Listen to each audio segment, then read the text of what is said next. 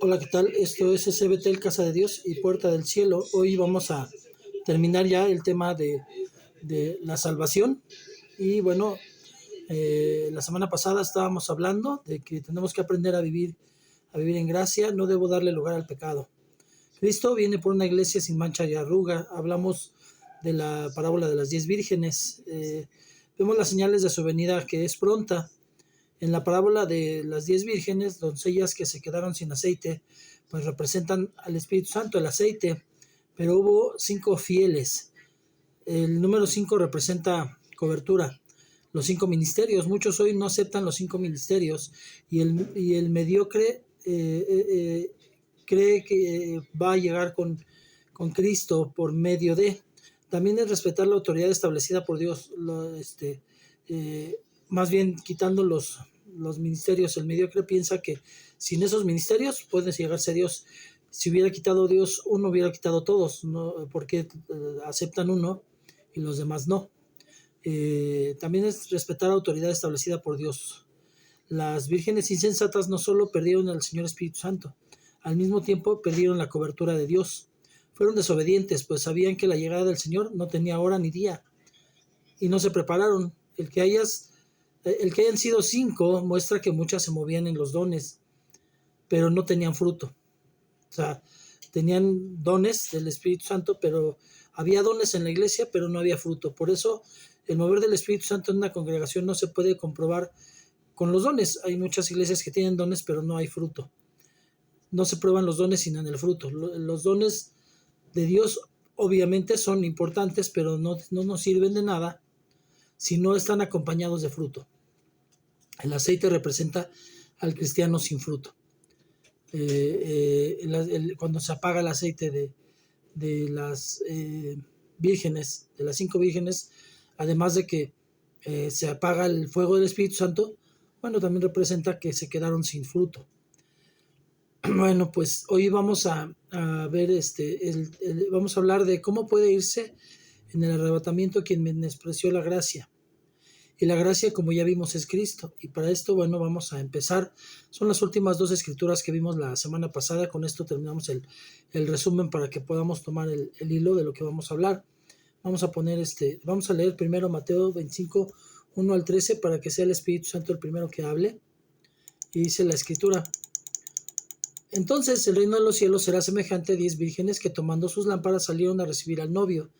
Y 5 de ellas eran insensatas y 5 prudentes, porque las insensatas al tomar sus lámparas no tomaron aceite consigo, pero las prudentes tomaron aceite en frascos, junto con sus lámparas. Al tardarse el novio, a todas les dio sueño, y se durmieron. Pero a medianoche se oyó un clamor: «Aquí está el novio, salid a recibirlo». Entonces todas aquellas vírgenes se levantaron, arreglaron sus lámparas, y las insensatas dijeron a las prudentes: «Dadnos de vuestro aceite, porque nuestras lámparas se apagan». Pero las prudentes respondieron diciendo: No sea que no haya suficiente para nosotras y para vosotras. Id más bien a los que venden y comprad para vosotras. Y mientras ellas iban a comprar, vino el novio, y las que estaban preparadas entraron con él al banquete de bodas, y se cerró la puerta. Después vinieron también las otras vírgenes diciendo: Señor, Señor, ábrenos. Pero respondiendo él dijo: En verdad os digo que no os conozco. Velad pues, porque no sabéis el día ni la hora. ¿Cómo podrá irse alguien en el arrebatamiento si menosprecia la gracia? A esto se refiere. O sea, llegó el esposo en el arrebato, va a regresar el Señor Jesucristo, y no va a regresar a la tierra. Ese no es la segunda venida de Cristo. En la segunda venida de Cristo sabemos que va a llegar precisamente a Israel, y el monte en donde estuvo la última noche se va a convertir en valle cuando Él ponga sus pies, y ahí va a ser la segunda venida del Señor Jesucristo. Pero cuando venga el arrebato, nos vamos a ir en el aire, esperemos, de verdad, nos vamos a ir en el aire con Él, van a ser desaparecidas las personas, y precisamente a esto se refiere, hablando de la cobertura. Había cobertura al ministerio y otras que se quedaron sin la cobertura, sin el ministerio. Por eso habla de 5 vírgenes sensatas y 5 insensatas. Las 5 insensatas que no quisieron o menospreciaron al Espíritu Santo y la guía del Espíritu Santo, y no tuvieron frutos, pues no se van a ir, así de sencillo. Entonces también está hablando del tiempo del arrebato. Amén. Y bueno, vamos a ver también Hechos 5:39. Dice la palabra en Hechos 5:39. Pero si es de Dios, no podréis destruirlos, no sea que os halléis luchando contra Dios. ¿A qué me refiero con Hechos 5:39? Bueno, precisamente a esas personas que sí tienen la costumbre de ponerse a señalar ministerios y empiezan a atacar ministerios. Vemos hoy que es muy común en Internet que se estén atacando ministerios que ni les consta ni saben, y aun cuando les constara no es de nuestra incumbencia. O sea, finalmente si la salvación es personal y si el Señor ya me guió a mí de cómo debo comportarme y qué es lo que debo de compartir, qué es la sana enseñanza, pues lo voy a hacer. Y yo no sé cómo sea el mover del Espíritu Santo en otras personas. De antemano sí sé que Dios se mueve en donde Él quiere, y hay siervos de Dios, grandes siervos de Dios en diferentes denominaciones cristianas finalmente, y no porque no tengan un punto de vista exacto igual en cuanto a lo general, mientras todos nos vayamos a lo que dice la palabra y compartamos lo correcto que dice la palabra, pues el Señor respalda a los que enseñan de esa manera. Pero cuando alguien empieza a atacar, y precisamente esta frase la dijo Gamaliel, cuando los judíos, los fariseos, estaban atacando a los cristianos, y Gamaliel dijo, habló de un movimiento que se había levantado, algunos movimientos, ejemplos de personas que dijeron ser el Mesías y que resultó que no, se apagó el movimiento y se dispersaron las gentes y no pasó nada. Y dice, déjenlos, si no es de Dios se va a dispersar como los demás. Pero llega el versículo 39 y dice, pero si es de Dios, no podréis destruirlos, no sea que os halléis luchando contra Dios. Entonces, aquellos que están atacando a ministerios y creen que es de parte de Dios, no es de parte de Dios. Por eso lo está poniendo la Escritura, aun cuando fue Gamaliel el que lo dijo. No estamos hablando de Jesús, no estamos hablando de Pablo, lo dijo Gamaliel, pero finalmente está en la palabra, y de eso está hablando el Señor Espíritu Santo. No podemos estar atacando ministerios ni a personas. No es lo correcto delante de Dios. Eso es menospreciar al Señor Espíritu Santo. Y bueno, menospreciar al Señor Espíritu Santo es menospreciar a Dios y al Señor Jesús, y es menospreciar el plan salvífico del Padre. Bueno, esto fue el recuerdo de lo que hablamos la semana pasada, y vamos a poner este tiempo en manos de Dios. Padre, estamos delante de su presencia, le damos gracias, Padre bendito, por este tiempo. Le pido, como siempre, Padre, que no sea lo que yo creo, lo que yo entiendo, sino lo que usted quiere hablar en este momento. Padre bendito, que el Señor Espíritu Santo nos siga guiando a toda verdad. Hoy tenemos necesidad, urgencia de que se nos guíe a toda verdad, Padre bendito. Tenemos que deleitarnos en la verdad, caminar en la verdad, vivir en la verdad, Padre bendito, porque sabemos que el tiempo de la gracia ya se acaba. De hecho, ya debía de haber acabado, pero usted es tan amoroso que todavía está esperando a que más se arrepientan, más se conviertan, más quieran tener un encuentro con usted. Y por eso es trabajo de cada uno de sus hijos, Padre bendito, que por todos los medios tratemos de acercar a la gente a usted, Padre bendito. Que usted murió por todos, pero solamente el que le confiese en su corazón, le crea, le ame, es el que va a ser salvo. Entonces, tenemos la necesidad, los que ya lo somos, de poder compartir ese regalo que usted ya nos dio, Padre. Me pongo en sus manos, le pido que usted dirija esta enseñanza, Padre bendito. Yo solamente quiero hablar lo que el Espíritu Santo quiere decir. Padre, gracias, le doy toda la gloria y la honra en el nombre de su Hijo Jesucristo. Amén y amén. Y bueno, pues entonces lo vamos a ver precisamente hablando de esto de menospreciar al Espíritu Santo. Es menospreciar específicamente al Señor Jesucristo, porque es Dios, y estamos menospreciando el plan salvífico de Dios. Dios fue el que creó ese plan salvífico, el que estaba desde antes de que nos pensara siquiera. Ya había pensado Él en cómo íbamos a ser restaurados, a ser parte de los salvos, de los que son de parte de Dios.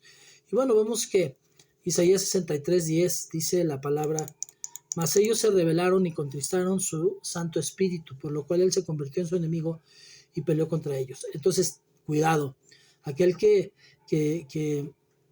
contrista al Espíritu Santo, es, es rebelión y obviamente se convierte en enemigo de Dios y él pelea contra ellos. Entonces, una persona que está atacando al Espíritu Santo o está atacando a los ministros de nuestro Dios, que una persona que está atacando a los ministros, que se la pasa juzgando en redes sociales quién está correcto y quién no está correcto, bueno, puede estar peleando contra Dios mismo y dice que él se convierte en su enemigo. Aguas, precisamente aguas de encontrarnos como enemigo al Dios Todopoderoso.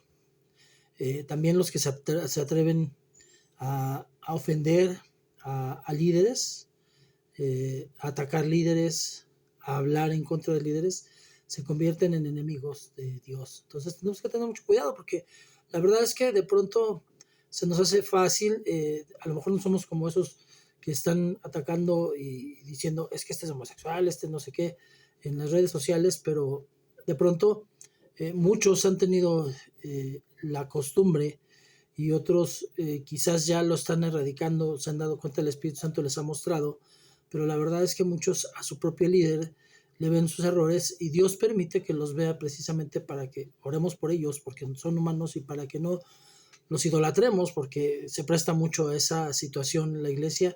Hay muchos congregantes que ven como su ídolo al líder de la iglesia, entonces finalmente tenemos que tener cuidado porque de pronto cuando vamos al lado contrario empezamos a atacar, a juzgar, nos convertimos en enemigos de Dios. Dicen, mas ellos se rebelaron y contristaron su Santo Espíritu. Fue rebelión también y así lo tomó el Señor cuando los israelitas dijeron, no puede hablar Dios por medio de nosotros y atacó a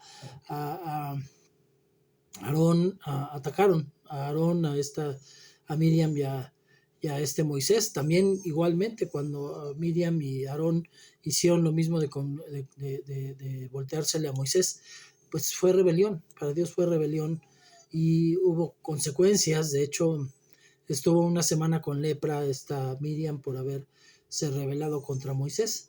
Entonces Dios ve eso, o sea, Dios ve cuando atacamos a alguien y no necesita de verdad tampoco ser líder porque la Biblia habla del chisme, ¿no? Entonces finalmente no solamente, me refiero a esta parte porque finalmente es lo más obvio, lo más visto, lo que más puede pasar, pero la verdad es que el cristiano de pronto se le hace fácil estar de chismoso y estar hablando de una o de otra persona, atacándola, inventando cosas de ella o difamando, ¿no? Finalmente, y entonces dice Isaías 63:10, mas ellos se rebelaron y contristaron su Santo Espíritu, por lo cual él se convirtió en su enemigo y peleó contra ellos. Y bueno, aguas, tenemos que tener cuidado de contristar al Espíritu Santo y volvernos, que Dios se vuelva nuestro enemigo por estar atacando ministerios, por atacar personas, por menospreciar, por dejar que se apague la lámpara del Espíritu Santo y que nosotros estemos viviendo, que no haya diferencia, ¿no? Finalmente entre un cristiano y cómo vivo yo. Vivir en la gracia es pues no darle lugar al pecado. ¿Qué concepto tiene Dios entonces de los perdidos? Bueno, el hombre tiende mucho a omitir o pasar por alto la línea divisoria que la Biblia establece entre los salvos y los perdidos. De hecho, muchos piensan que puede ser uno medio salvo, porque puede uno ser medio cristiano, ¿no? Y no existe término medio. De hecho, si nos vamos nosotros al libro de Apocalipsis, en la carta a la Odisea, dice, ojalá fueras frío o caliente, porque cuando eres tibio te vomitaré de mi boca. ¿Y por qué Dios prefiere al frío que al tibio? Bueno, la diferencia es que el caliente, obviamente estamos hablando de alguien que está firme en Dios, caminando en Dios, etcétera. Pero el frío es alguien que no quiere saber de Dios, que no quiere conocer de Dios, que rechaza todo lo de Dios, pero él sabe que está alejado de Dios. El tibio piensa que está con Dios, cree que la serie de religiosidades, todo lo que cumple religiosamente, lo acerca a Dios. El portarse bien, el vivir el hacer buenas obras, el vivir de una manera moral, y no es así. O sea, en realidad la salvación es un regalo, mi forma de vivir es una consecuencia de. Entonces, sí tenemos que entender que lo que lo que no hemos aprendido precisamente es que no hay tibios, no puede existir un medio cristiano. Un cristiano mediocre no es cristiano. Y está peor que el perdido, porque él piensa que está bien y no quiere aprender. Y tampoco, bueno, no ha aprendido a entender el concepto de eternidad y por tanto no cree en la eternidad. Y si alguien no cree en la eternidad, pues no le preocupa qué va a pasar después de muerto. Cuando alguien tiene el concepto de eternidad, sabe que lo que hacemos aquí es un espacio muy, muy corto y que realmente allá es lo que me debe ocupar es qué estoy haciendo para estar en el mejor lugar cuando esté en el cielo. Estas personas continúan creyendo que la fe es portarse bien, hacer buenas obras, hacer la buena obra del día, ser una buena persona y ya se ganaron el cielo. Pues no, está totalmente equivocado. Las personas que solo son moralmente religiosas no se pueden contar entre los redimidos. El que no cambia y no le importa cambiar no es hijo de Dios, es hijo del diablo y los deseos de su padre quiere hacer. Vemos en Mateo capítulo 7, versículo 21 al 23, dice la palabra: no todo el que me dice Señor, Señor entrará en el reino de los cielos, sino el que hace la voluntad de mi Padre que está en los cielos. Muchos me dirán en aquel día: Señor, Señor, ¿no profetizamos en tu nombre? Y en tu nombre echamos fuera demonios, y en tu nombre hicimos muchos milagros. Y entonces les declararé: jamás os conocí, apartaos de mí los que practicáis la iniquidad.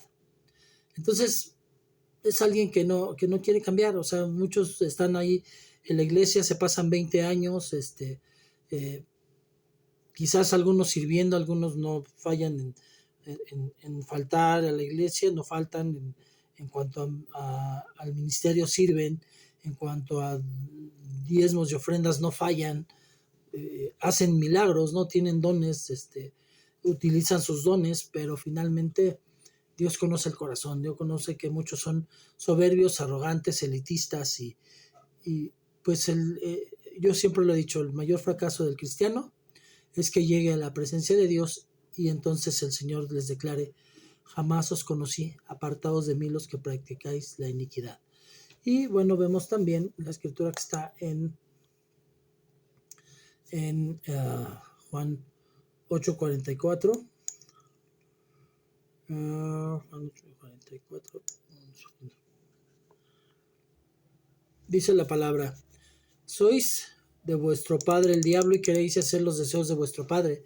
Él fue un homicida desde el principio y no se ha mantenido en la verdad porque no hay verdad en él. Cuando habla mentira, habla de su propia naturaleza porque es mentiroso y padre de la mentira. Le está hablando a quienes creían ser hijos de Dios. Es el problema.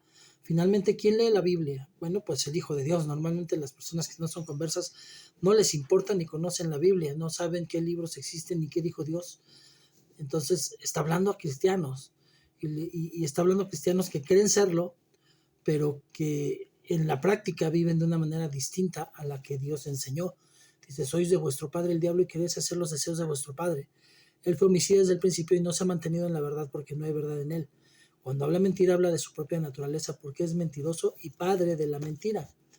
Después vemos también en primera Juan 3:8, primera carta de Juan 3:8,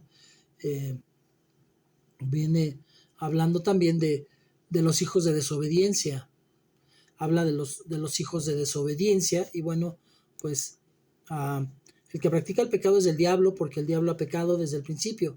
El Hijo de Dios se manifestó con este propósito para destruir las obras del diablo. Aquí vuelve a confirmar: hay quienes no son hijos de Dios aunque vayan a la iglesia. El que practica el pecado es diferente que un cristiano pueda, dice la escritura, el que se sienta firme cuide de no caer.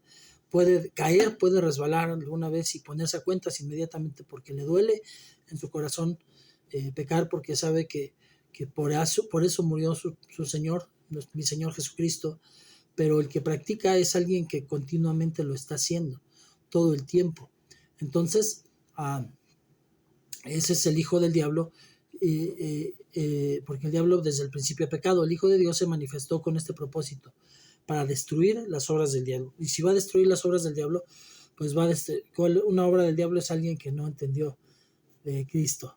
Esos son los hijos de desobediencia. Satanás es el poder que opera en ellos Vemos también entonces una escritura que está en Efesios 1 y 2, y dice la escritura, la palabra, aquí nos habla Pablo, es una de las cartas de la prisión, y dice en Efesios capítulo 2, versículo 1 y 2. Él os dio vida a vosotros que estabais muertos en vuestros delitos y pecados, en los cuales anduvisteis en otro tiempo según la corriente de este mundo, conforme al príncipe de la potestad del aire, el espíritu que ahora opera en los hijos de desobediencia. Por supuesto, y en otra parte dice, y nosotros éramos así, nosotros éramos algunos de ellos. Lo fuimos, pero espero que hayamos sido y no que sigamos siendo, y que vivamos engañados creyendo que vivimos un evangelio correcto, y la verdad es que somos unos hipócritas, ¿no? Finalmente, como él es engañador, puede promover, y lo vemos en muchas iglesias que tienen apagado el fuego del Espíritu, y es más, hasta en teologías o filosofías que son finalmente que no son cristianas, de pronto promueve refinamiento, educación, cultura y una vida moral y muy, muy, muy religiosa. Pero el asunto es que la salvación no es por la cantidad de virtudes que practiques. Si la salvación es un rescate, tendríamos que preguntarnos de qué estamos siendo rescatados, de qué nos está rescatando Dios. Primera de Pedro 1, 18, 19 dice la Escritura: sabiendo que no fuisteis redimidos de vuestra vana manera de vivir heredada de vuestros padres con cosas perecederas como oro y plata, sino con sangre preciosa como de un cordero sin tacha y sin mancha, la sangre de Cristo. Por la sangre de Cristo fuimos redimidos ¿de qué? De nuestra vana manera de vivir, de la manera en que vivíamos antes, no solamente de una sucia manera de vivir, sino de una vana. Hay personas que son ricas y que aparentan mucha educación, pero son muy vanidosas, que están todo el tiempo están viendo para sí, para su ego, están viviendo para sí mismos, y entonces hay mucha hipocresía, mucha soberbia, mucho orgullo. El asunto es que la salvación no es por la cantidad de virtudes que tengas. Si la salvación es un rescate, pues tenemos que entender que yo tenía necesidad también de ese rescate. Apocalipsis 21, 18. El material del muro era jaspe y la ciudad era de oro puro, semejante al cristal puro. Eso es a donde nos va a llevar el Señor, a un lugar puro. ¿Y qué espera de nosotros?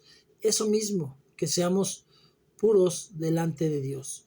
Y bueno, dice Apocalipsis que nos va a librar de la muerte segunda. ¿Cuál es la muerte segunda? La muerte segunda, librados de la muerte por medio del sacrificio del Señor Jesús en la cruz. Dios puso una ley fundamental para la humanidad. El que comete pecado, su paga es la muerte, y no es condenar a muerte a un criminal, es la muerte espiritual, alejado de Dios, en el lago de fuego eterno. Y esto tiene que ver con la justicia de Dios, su amor infinito, porque dio lo más amado para él para ser salvos. Lo contrario está exactamente en Hebreos 10, 29, que dice: cuánto mayor castigo pensáis que merecerá el que ha hollado bajo sus pies al Hijo de Dios y ha tenido por inmunda la sangre del pacto por lo cual fue santificado y ha ultrajado al Espíritu de gracia. Cuando nosotros pecamos, cuando hacemos lo malo, hollamos bajo nuestros pies al Hijo de Dios. Al Hijo de Dios que dio su vida, que fue torturado y fue asesinado para que yo pudiera entrar en una novedad de vida, en una nueva vida. Y al hollar bajo los pies al Hijo de Dios, tenemos por inmunda la sangre del pacto por la cual fue santificado y ultrajado al Espíritu de gracia. Entonces, el que hace esto, dice: cuánto mayor castigo. ¿Cuál será el equilibrio exactamente? Lo mejor de lo mejor de lo mejor dio Dios, que fue su amado Hijo, lo más amado para Él, para que nosotros fuéramos redimidos, fuéramos salvos, y de pronto alguien lo menosprecia. Pues, ¿qué puede ser exactamente lo contrario al mismo nivel de lo que menospreciamos del Señor Jesucristo? El lago de fuego. Entonces, su justicia no se contrapone con su misericordia, pero obviamente hay un valor, o sea, no podemos menospreciar lo que Él está dando. Si nosotros menospreciamos al Señor Jesús, estamos menospreciando la salvación, así de sencillo. Es verdad que el Señor es bueno, muestra su misericordia al perdonarnos, pero en su justicia tiene que dar su justo pago a la injusticia. Si no, Él dejaría de ser Dios, al no tener equilibrio con la injusticia también, entendiendo como injusticia todo lo que se aparta de su verdad. Cuando Adán desobedeció y comió del fruto prohibido, por lo que había dicho Dios, la consecuencia era la muerte. Entonces, ¿por qué no murió al instante? ¿Por qué la muerte instantánea se le produjo? Porque la muerte instantánea que le produjo realmente fue la muerte espiritual, o sea, una separación de Dios.